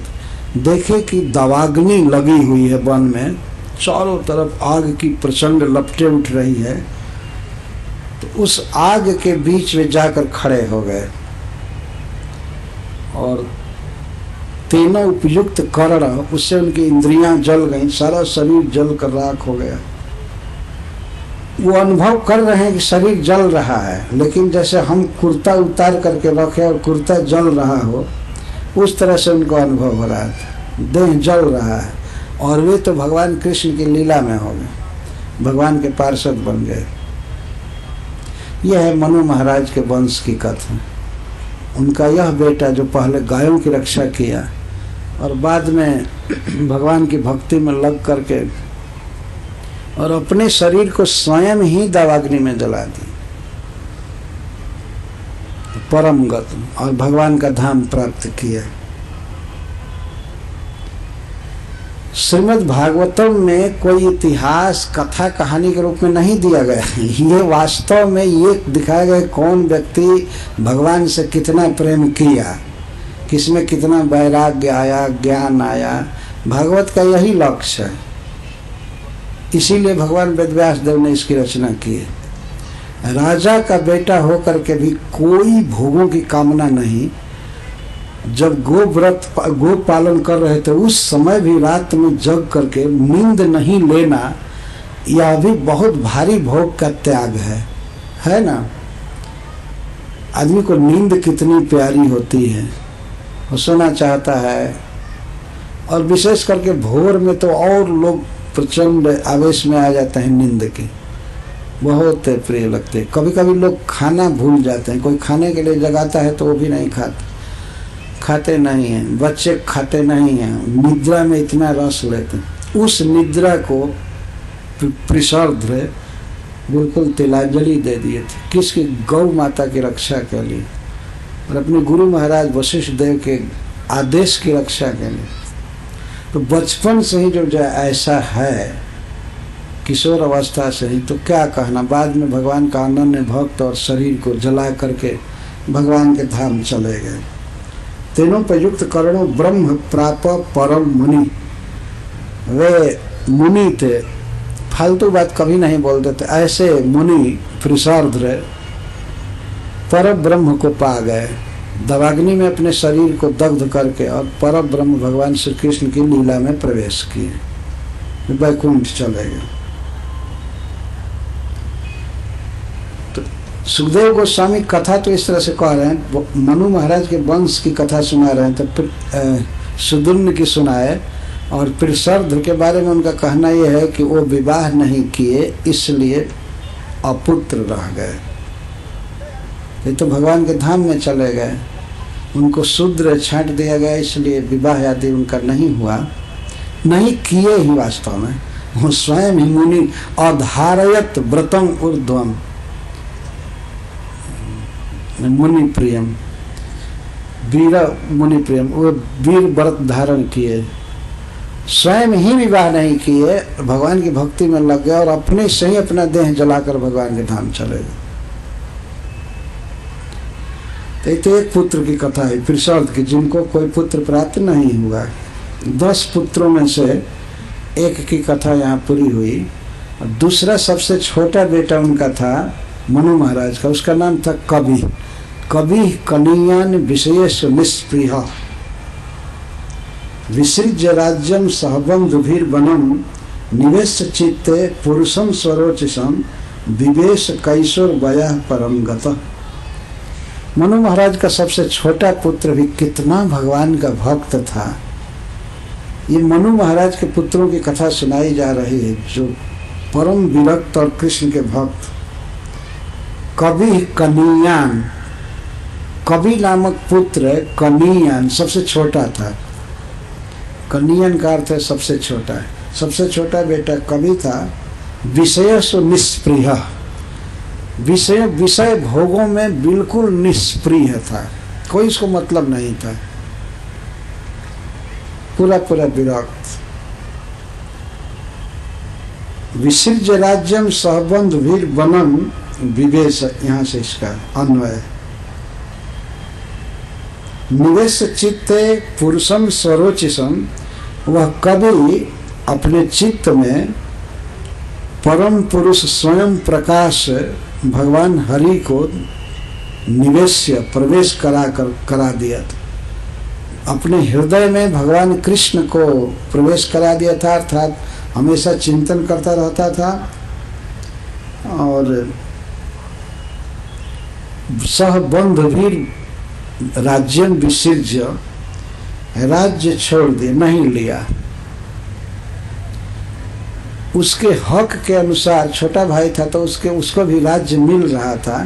मनु महाराज का राज्य कई भाइयों में दिया जा रहा था, तो कवि को भी दिया गया, लेकिन कवि राज्य स्वीकार नहीं किया, बल्कि अपने भाई पृषद के साथ ही ये भी घर से निकल गया। यहाँ बंधु भी का तात्पर्य 2 किया जाता है। एक तो आदर के लिए पृषद को बड़ा मानता था, पूज्य मानता था, इसलिए बहुवचन का प्रयोग सुखदेव गोस्वामी भी कर दिए। अपने बंधुओं के साथ मतलब अपने बंधु अपने भाई पृषद के साथ। अथवा जिस समय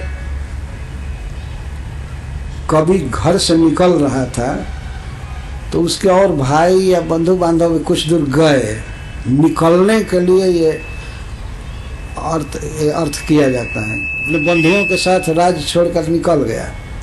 वो लोग बाद में लौट आए, लेकिन यह वनम विवेश, वन में प्रवेश किया। छोटा लड़का भगवान का परम भक्त और विशेष निष्प्रिय, खान पान सवारी भोग विलास स्त्री संग आदि से कोई मतलब नहीं था। इस राज्य का त्याग किया, अथवा बंधुओं के साथ राज्य का त्याग किया। मैंने घर द्वार आदि की ममता, भाई आदि की ममता नहीं रही, इनके साथ राज्य को छोड़ दिया। राज्य को छोड़ा, इसके साथ अपने 8 भाई घर में थे, इनको भी छोड़ा। पृषद तो घर से निकल गए थे, चले गए थे। इक्ष्वाकु महाराज आदि को छोड़ा, इनकी भी ममता नहीं किया कि भैया लोग हैं इनके साथ रहेंगे। अपने सह बंधुभिर राज्यम विसृज्य वनम विवेश, क्या करके स्वरोचिषम परम पुरुषम हृदय निवेश्य, हृदय निवेश चित्ते निवेश्य, परम पुरुष भगवान को जो स्वयं प्रकाश है उनको अपने हृदय में बसा लिया। निरंतर उन्हीं का चिंतन करता था और घर से निकल गया, वन में गया और किशोर अवस्था में ही भगवान कृष्ण को प्राप्त कर गया। कैशोर वया परमगत, परमगत मतलब वैकुंठ गया, भगवान का पार्षद बना। तो मनु महाराज के 2 पुत्रों की कथा पूरी हुई, पृषोध्र और कवि। अब इस अध्याय में अभी 5 पुत्रों की वंशावली का वर्णन है, वो मैं करके ही विराम लूंगा, तो वो उतना विस्तार से नहीं है। अब सुनिए उनके ये लघु क्रम से चालू किए हैं। सुखदेव गोस्वामी वंशावली का वर्णन छोटे से चालू करके बड़े तक ला रहे। इक्ष्वाकु महाराज का वर्णन बाद में करेंगे, पहले छोटे छोटे से चालू किए। ये श्रीधर स्वामी जी कहते हैं लघु क्रमात् से वर्णन करें। करुषात मानवाद आसन कारुषा छत्र जातया उत्तरा पथ गोप्तारो ब्रह्मण्य धर्मवत्सला। ब्रह्मण्य धर्मवत्सला। करुष नामक एक पुत्र थे मनु महाराज के, इसलिए उनको मानव कहते। मनु के पुत्र मानव। मानव करुष से कारुषा नामक क्षत्रिय जाति हुई। करुष के वंश में ऐसा नहीं होगा कि कोई शूद्र हो गया, ये कोई हो गया, तत्काल शूद्र की कथा कह चुके हैं, इसीलिए अब यहाँ पर कहते हैं स्पेशल कि करुष के पुत्र जो हुए सब क्षत्रिय हुए।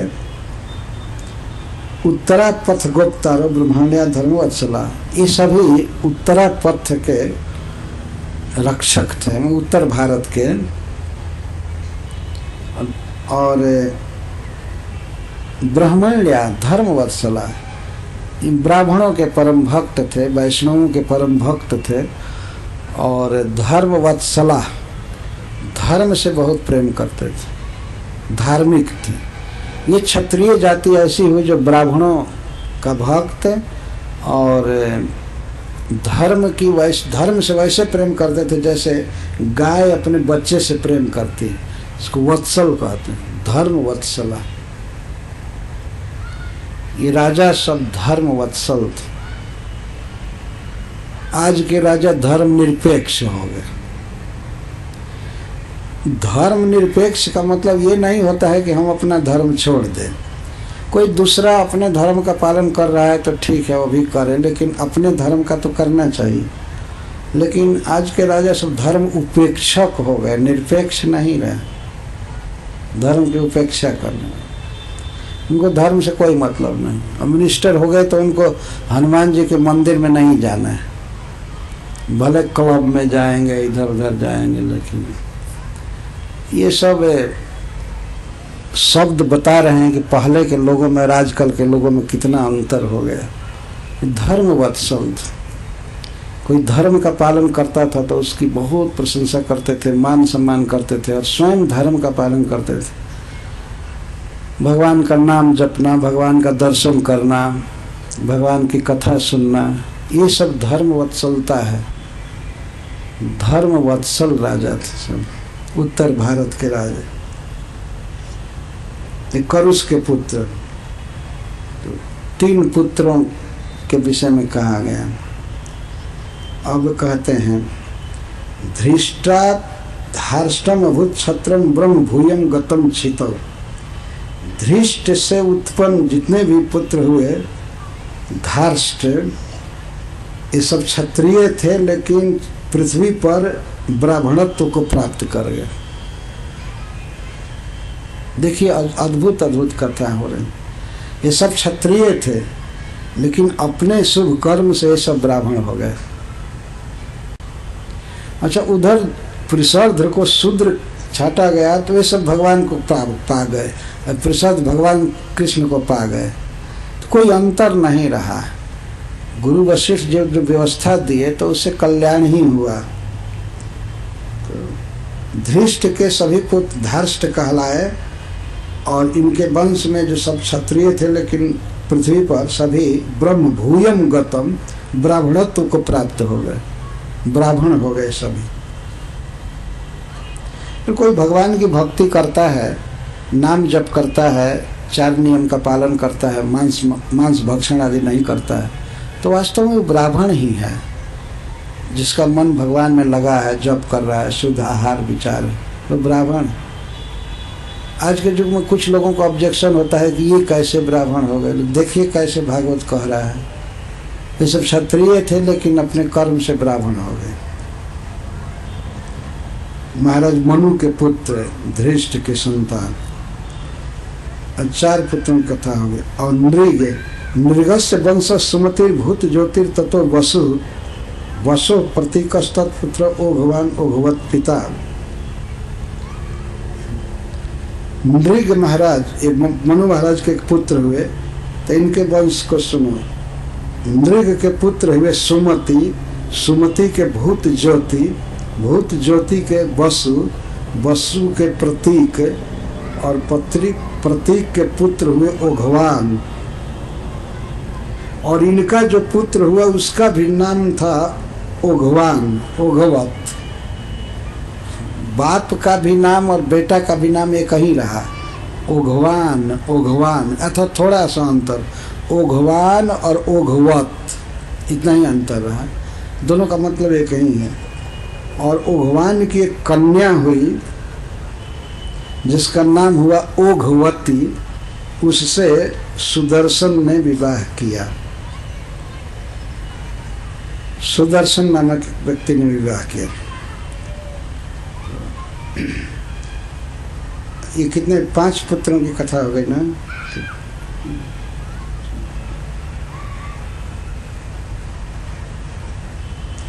गिनते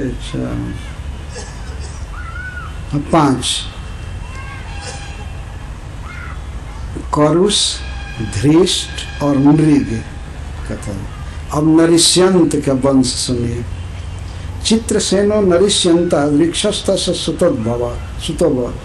नरिष्यंत के पुत्र हुए चित्रसेन, चित्रसेन के ऋक्ष, और ऋक्ष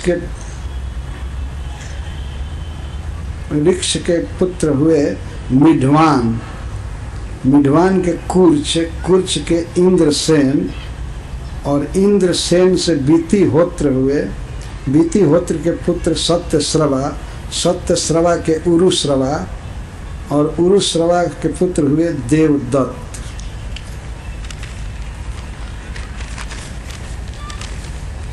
नरिष्यंत का वंश गिनाया जा रहा है।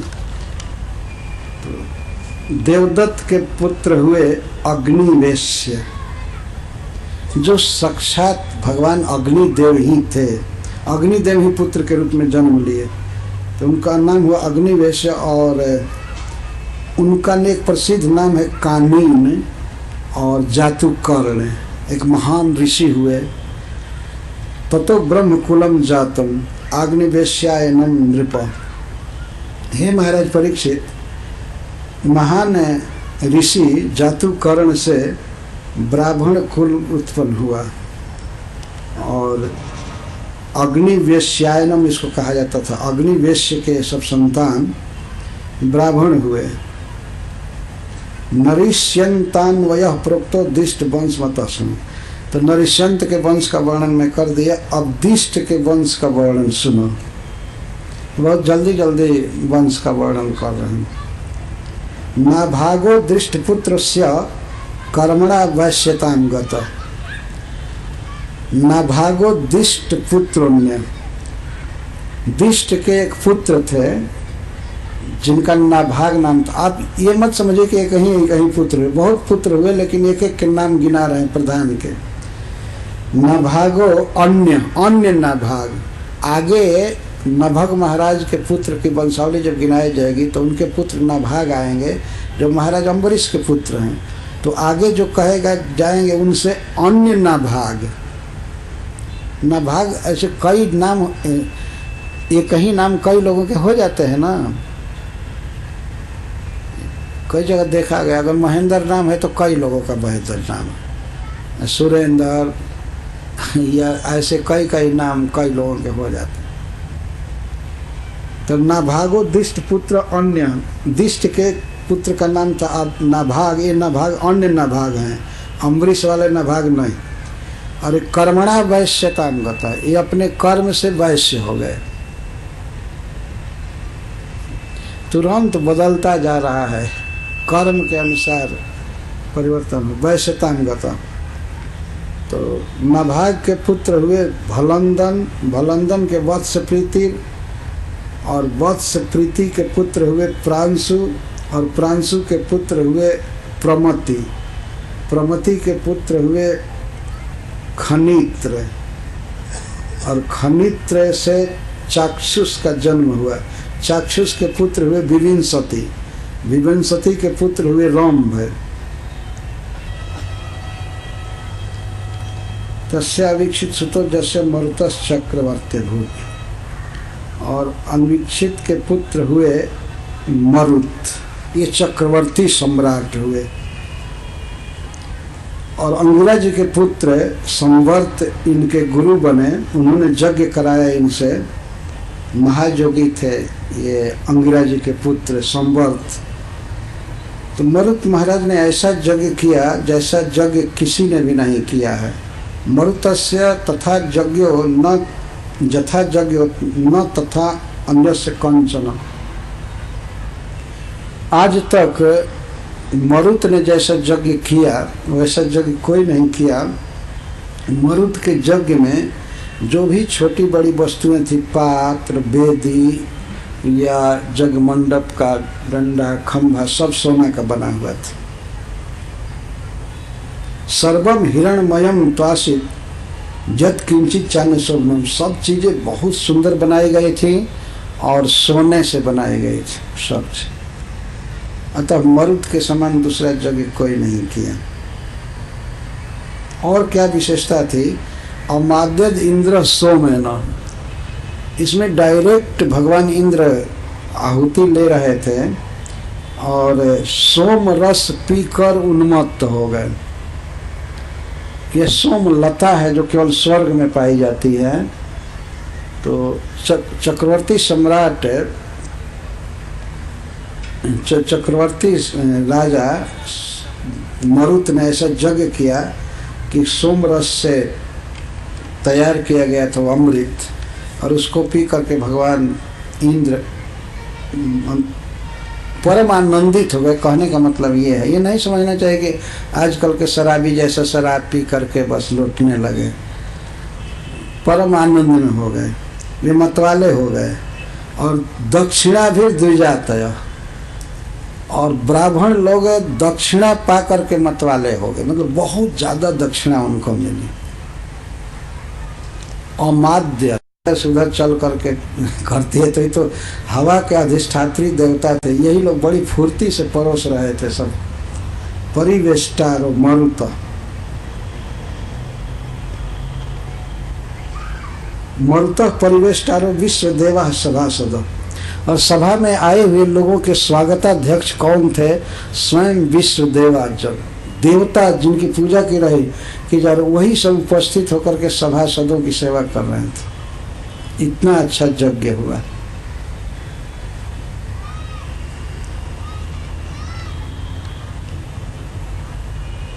मरुत से दमह पुत्र, मरुत महाराज के पुत्र हुए दम, दम के पुत्र हुए राज्यवर्धन, राज्यवर्धन के सुधृति, सुधृति के पुत्र हुए नर, नर के पुत्र हुए केवल, केवल के धुंधुमान बंधुमान, बंधुमान के बेगवान, बेगवान के बंधु पुत्र हुए बंधु, और बंधु के पुत्र हुए तृणबिंदु महीपति, संपूर्ण पृथ्वी के राजा तृणबिंदु। ये तृणबिंदु बड़े ही सुंदर थे और सभी गुणों में बड़े आकर्षक थे। अतः स्वर्ग की श्रेष्ठ अप्सरा अलम्बुसा इनको अपने पति के रूप में भजन की, इनके पास आई, और इस श्रेष्ठ अप्सरा से महाराज तृणबिंदु ने अनेक पुत्र उत्पन्न किया और एक कन्या भी उत्पन्न किया, जिसका जो इडविडा भवत, उसका नाम था इडविडा। तो इडविडा का विवाह विश्रवा मुनि से हुआ और विश्रवा ने उसके गर्भ से धनदम कुबेर को जन्म दिया। प्रादाय विद्यां परमं ऋषि जोगेश्वरात् पितु, कुबेर जी विश्रवा जी अपने पिता से परम विद्या प्राप्त किए, चाहे अंतर्धान होने की अथवा ब्रह्म विद्या। विशाल शून्य बंधुश्च धूम्रकेतुश्च तत्सुता, और कुबेर जी के पुत्र हुए विशाल, शून्यबंधु और धूम्रकेतु। विशालो वंशकृत राजा वंशाली निबमे पुरीम। ये विशाल के भी पुत्र हुए, वंश को आगे चलाने वाले हुए और राजा हुए। इन्होंने वैशाली नामक नगरी का निर्माण किया। तो विशाल के पुत्र हुए हेमचंद्र, हेमचंद्र के धूम्राक्ष और तत्पुत्रा संयमादासित और धूम्राक्ष के पुत्र संयम से कृशाश्व का जन्म हुआ। हरे कृष्णा कृष्ण कृष्णा हरे हरे, हरे राम राम राम हरे हरे। हरे कृष्णा कृष्ण कृष्ण हरे हरे, हरे राम राम हरे हरे। हरे कृष्णा कृष्ण कृष्ण हरे हरे, हरे राम राम हरे हरे। हरे कृष्णा कृष्ण कृष्ण